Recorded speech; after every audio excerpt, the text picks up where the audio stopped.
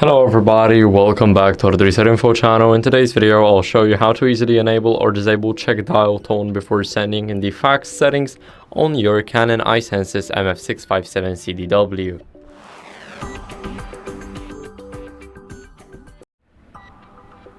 So first, let's head over to the menu. Now here in the menu, let's select the function settings and go to send. Now here we need to click on the fax settings.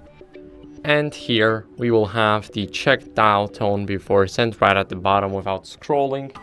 And as you guys can see here, we can enable it or disable it just by clicking on it, and now the setting is configured. So now I'll show you the second way on how to do that. So as you guys can see, I am on the website right now, so I'll log out and show you guys how it's done.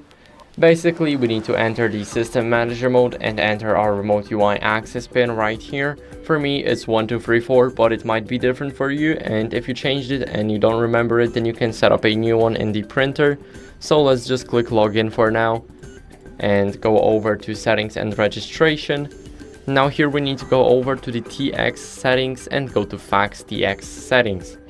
Now as you guys can see, we have a lot of it here. So let's just click here, and now after we clicked on the edit button, we will have the check dial tone before sending.